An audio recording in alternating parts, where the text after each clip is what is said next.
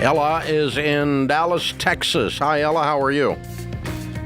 I'm doing great. I hope you can hear me okay, and I hope that you guys are doing great too. We are better than we deserve. What's up? So I am actually calling because my husband and I are working through the baby steps. We're on baby step 2 right now, and we're fully aligned that we want to follow the steps all the way through. Especially right now, he just turned 40. I'm 35. We have a 4-year-old, a 2-year-old, and I'm currently pregnant right now. Wow, wonderful. 29 weeks. Yay. Yes, so it's really great, but of course we change our mindset because of this, understand that we really need to do a lot of planning for the future. So right now, getting out of debt is pretty important for us. Mm-hmm. So at the beginning of the month, me and my husband, I go through my spreadsheets. I'm the finance person here and the budgeter. We go through the spreadsheet together at the beginning of the month, and, we are like, okay, we're going to make sure that we're strict. We don't buy anything, just what we need, so that we can put as much as we can towards our debt. But then halfway through the month, my husband kind of goes through a lull, and he starts wanting to spend money. He starts looking at his phone. He wants stuff for his hobbies. He's very much into guns and motorcycles and things like that. I am a stay-at-home mom right now. My kids go to daycare, 2 to 3 times, part-time just to give me a little break. Mm-hmm. He's really the sole income earner right now. And he works very, very hard. His job is pretty mentally draining. On top of that, he's like in traffic 45 minutes there and 45 minutes back. So I feel like the spending is his stress relief. Has he always done that? Has he always been somewhat of an impulse spender? Yeah. He's a spender of the family. Okay, what we have to do is change the way this is being built. Okay? Okay. So I'm going to take you off of spreadsheets because he doesn't do spreadsheet. He doesn't speak spreadsheet. Oh, no, he doesn't. And I'm going to put you on our Every Dollar budgeting app, and there's one on his phone and one on your phone for the same account. Okay? Okay. And the two of you sit down at the first of the month, and both of you get a vote. Not just you. Okay. Okay? Both of you get a vote, and both of you emotionally shoulder the weight of winning with money at your household. We have 3 little babies soon, and we need to carry the weight of this on 2 adult shoulders. Okay? Yeah. And based on that, I'm a man, not a little boy, that is taking care of my family.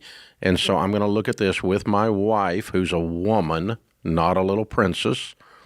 And we're going to make 2 adult decisions that are good about our future. And we're both going to speak into that and lay out the game plan on the Every Dollar budgeting app. And then once we've both looked at that through that lens, and we both agree to it, then later in the month, if we decide to be a little boy again, we have to be reminded that we're a man. If we decide to be a little princess again, but you're not his mother, he needs to step up and say, for the good of my family, this is what I'm going to do. For a short period of time here, we're going to clean up the debt mess that we've made with our immaturity and impulse spending, and that means no motorcycles and no guns right now. And to take it to even a more practical level, and this is for anybody who's an impulse spender, there are practical things you can do to stop that behavior beyond just saying, I'm not going to do it anymore. Because if that's not working for him, the practical thing is to agree and look in your wife's eyes and make her a promise. Yeah, but he can also do, like, if you've already identified, hey, the temptation is, guns, motorcycles, cars, what the temptation thing is. Now the next thing is, okay, then you've also identified like what the cue is, like what causes him to get in that mindset. Okay, it's his commute home, stressful work. Yeah. So then it's up to him to go, okay, I already know that I'm setting myself up to be in this situation. Instead, let me replace it with something that's actually helpful for me. So now his new routine needs to be, I don't come home and plop on the couch and get on my phone and start scrolling the next product I want. I go and I mow the lawn, or I go and I work on the budget, or he's got to replace that activity with something that's actually beneficial and relieves the stress that he was trying to relieve by spending. And that is just, I mean, that's psychology. That's how you change a habit. So Yeah. I completely agree. So let me reset this one more time, Elena, because what's happening right now is the two of you have agreed on a concept, and then you went and implemented the detail. Right. And I want the two of you to agree on the detail, pinky swear and spit shake, and have a contract between the two of you. This is what we are saying together that makes our household go where we want it to go. And then you go do the detail. You execute the detail. But I want him looking at every line item on every dollar and agreeing this is what we're going to spend on food. This is what we're going to spend on lights. This is what we're going to spend on whatever. And by agreeing to that, we're also agreeing that we're not doing anything else. Right. Not veering off. Halfway. Yeah. And he's not doing that in advance. Instead, he's way up above it in the clouds going, I think it'd be good to get out of debt. We got babies, but I really want a gun. Yeah. You know, and you know, because he's not gotten involved yet. That's right. And I want to get him more involved in the detail, not in the execution of it. You can do the execution. You're the nerd. You're good at it. But I do want him to be involved in feeling the emotional weight of the plan that is going to be executed, the detail of the plan that's going to be executed. That's right. And even in every dollar, when you can see that roadmap in front of you and you know it's going to take X amount of months, and something that you think is small, $300 or $400 a month, that adds up to time that this is going to take to finish this. So we're having a kitchen put in one of the houses that we own. And obviously my wife's going to be real involved in that design. You think? And so she's real involved in the design. I'm real involved in the design because I want to oversee it. Yeah. The builder is understanding the design, and the three of us have gotten in-depth, detailed agreement with the kitchen designer of what is going to happen on paper. Then they build the cabinets.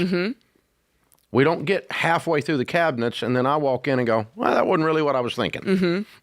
Yeah, you know what it's going to be. You know, and that's the proper way to build a house too, by the way. Build it on paper before you break ground. Every detail. And if you have 42 change orders as you go up because you didn't think this through, it's the most expensive and slow way to build a house, and you'll end up hating your builder, and he'll end up hating you. So instead, you got a stinking plan, and you stick to the stinking plan with rare exceptions. And everyone is aligned in the detail of what the plan looks like, and then someone can go execute the plan. But we all three aren't going to build the cabinets. Matter of fact, none of the three of us, the builder, me, or Sharon, are going to build the cabinets. A cabinet builder is going to build them. But it's the same thing, right? Yeah. But we're getting aligned on the idea ahead of time, both strategically and tactically. Strategically is alignment in the philosophy of debt-free. Tactically is the alignment of we're not spending this, we are spending that. Yeah. And then she can write the checks. Yeah. Well, then you can also all three have accountability. And in their case, all two have accountability to be able to say when something's going off plan. Yeah. And I appreciate you honoring him for him working so hard, but that does not give him a pass on being a man.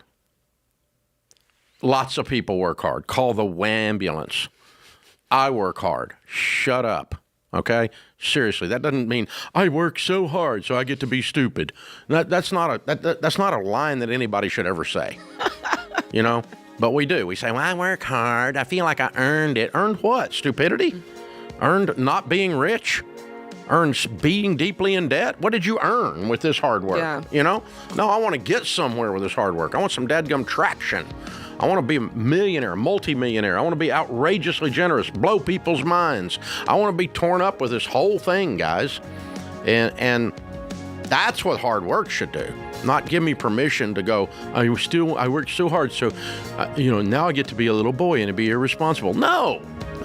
And by the way, buying a motorcycle or a gun is not irresponsible, but it is while you're trying to get out of debt.